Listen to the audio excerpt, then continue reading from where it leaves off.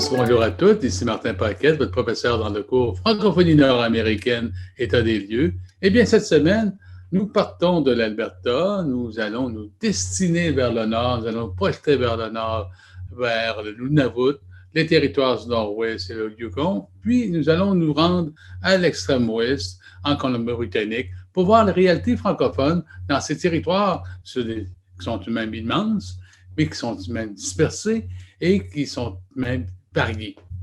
Donc, premier élément, la présence historique des francophones. Cette présence historique, à l'image de ce qu'on retrouve dans les prairies canadiennes, eh bien, elle est ancienne. Elle est des les années avec les commerces de fourrure. On voit justement des voyageurs canadiens-français qui vont remonter, par exemple, le delta du Mackenzie pour se rendre jusqu'à l'océan Arctique, ou encore qui vont traverser les Rocheuses et qui vont se retrouver dans les régions côtières du Pacifique.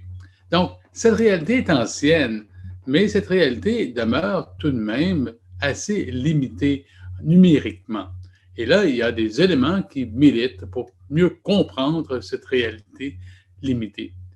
Premier élément qui est particulièrement important, surtout dans le cas des territoires du Nord, eh bien, l'économie dans le Nord, c'est une économie qui est tirée en grande partie des richesses naturelles, qui n'a pas nécessairement besoin de beaucoup d'habitants pour y être. Et ces habitants, à l'origine, ils sont des autochtones, que ce soit les Dénés, par exemple, dans les territoires du Nord-Ouest, ou encore des Inuits dans le Nunavut. Donc, cette réalité, c'est une réalité d'exploitation très coloniale qu'on retrouve en tant que telle. Donc, on va voir justement soit le commerce de fourrure, soit le commerce des mines. Dans les régions qui sont plus au sud, c'est le domaine du bois qui va être assez présent. Et évidemment, à partir de la découverte des sables bitumineux, ça va être l'exploitation des sables bitumineux dans les franges sud des territoires du Nord-Ouest en tant que tel. C'est aussi l'exploitation de l'or, parce que le Yukon est reconnu, évidemment, avec le Klondike à la fin du 19e siècle et au début du 20e siècle. La grande ruée vers l'or, vers le Yukon, a permis justement le peuplement d'un territoire qui est tout de même assez éloigné des principaux axes de communication. Première réalité, cette réalité justement d'exploitation des ressources, particulièrement dans le Nord. Deuxième réalité qui est importante, c'est la réalité politique. Nous avons affaire ici à des territoires et une province. Une province, c'est un État semi-souverain. Et très rapidement, d'ailleurs, la Colombie-Britannique va joindre la Confédération canadienne, justement, avec la construction de chemin de fer comme province en tant que telle. Et à ce moment-là, nous allons voir justement une assemblée législative, nous allons voir des individus qui vont constituer des formes de gouvernement qui vont être très particulières, justement, dans le cadre de l'Ouest canadien. Dans le Nord, c'est autre chose. Dans le Nord, ce sont des territoires. Des territoires, c'est-à-dire ce sont des entités politiques qui ne sont pas contrôlées par les habitants à l'origine. Il faut bien comprendre que cela découle en grande partie de la cession de la terre de Rupert au Dominion du Canada. Et le Dominion du Canada, ayant un intérêt relativement limité pour le développement et surtout pour la reconnaissance des peuples autochtones à cet endroit. Donc, ce n'est qu'au tournant des années 80 où on va voir un changement politique important dans le cadre des territoires. En 1992, sera créé le territoire du Nunavut. Et le territoire du Nunavut permet justement une certaine forme de gouvernement local aux populations inuites présentes. Donc, on va scinder, entre autres, les îles de l'archipel arctique et une partie du territoire du Nord-Ouest, la partie du nord de la baie du Tson. Eh bien, ils vont constituer à ce moment-là le Nunavut et le sud, là où se retrouvent des populations amérindiennes, les Dénés en grande partie, sera constitué comme territoire du Nord-Ouest, avec une assemblée relativement représentative des individus qui sont là. Et d'ailleurs, ce sera le même phénomène qu'on va retrouver au Yukon à ce moment. Lorsqu'on parle des populations francophones dans le cadre justement des territoires du Nord-Ouest, du Nunavut et du Yukon, on parle de populations qui sont minimes, donc à peu près 1000 pour le Yukon et équivalent également pour les territoires du Nord-Ouest.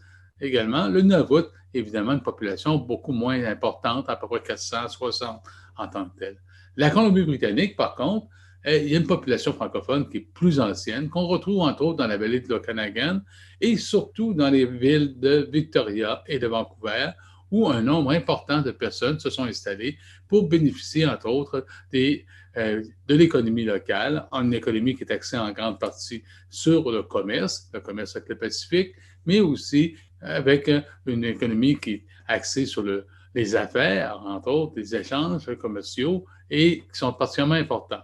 Ces populations-là ont tendance à croître au tournant justement du 20e siècle et du 21e siècle. Donc là, autour des années 2000, 2010, l'augmentation de la population tient en premier lieu par la migration interne des francophones du Canada qui viennent s'installer soit dans le Nord ou soit en Colombie-Britannique.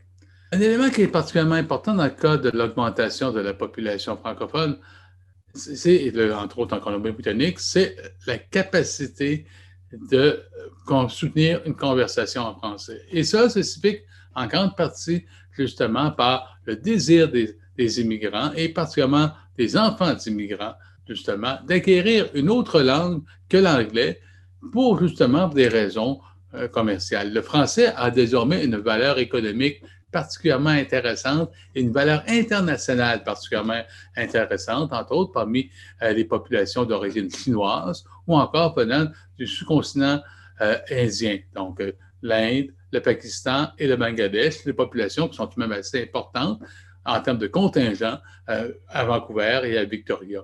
Donc, pour des raisons de promotion sociale, les parents encouragent très souvent leurs enfants à apprendre le français parce que cela, leur permettra de faire des affaires un peu partout à travers le monde, de constituer des réseaux et ces réseaux d'échange, et cette connaissance linguistique est donc valorisée dans le cas de la Colombie-Britannique.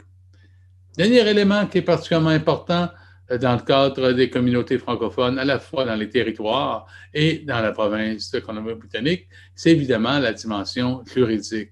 Donc, à partir des années 1980, toute une série de poursuites en cours sera faite, entre autres, contre les gouvernements des territoires dans le Nord et, entre autres, concernant aussi la province de Colombie-Britannique, entre autres pour offrir des services en français. Et offrir ces services en français, plusieurs jugements vont être commis. Le premier, ce sera le jugement Beaulac en 1999, qui reconnaît justement, dans le cas de la Colombie-Britannique, l'équité en termes de services en français comme en anglais pour la population qui est présente. D'autres jugements concernent beaucoup plus la gestion scolaire. Et là, ce sera des jugements qui vont se faire, entre autres, au Yukon, entre autres, en 2015. En 2015, la commission scolaire franco-yukonaise poursuivait le gouvernement du Yukon pour l'accès à des droits à la gestion scolaire. Ça n'est pas reconnu, mais cependant, le gouvernement va reconnaître l'année suivante, avec une entente, des services qui assureront justement le maintien et l'épanouissement des écoles françaises au Yukon. L'autre exemple qui est particulièrement important, qui vient tout juste d'être réglé en 2020, c'est le cas justement du jugement qui s'est rendu en Cour suprême pour l'école de Vancouver, Rose-des-Vents, et où on reconnaît désormais que l'accès au bilinguisme n'est pas seulement une question d'égalité de droit, mais aussi une question d'égalité sociale en tant que telle. On reconnaissait des droits aux communautés francophones à Vancouver pour l'accès à la gestion scolaire, mais on ne reconnaissait pas les budgets qui leur permettaient justement d'entretenir le matériel scolaire, les bâtiments, ainsi de suite, et ensuite de recruter. Et là, le jugement de la Cour suprême insiste désormais sur cette notion d'égalité sociale. Et c'est un jugement qui aura donc un impact particulièrement important pour l'ensemble des communautés francophones au Canada.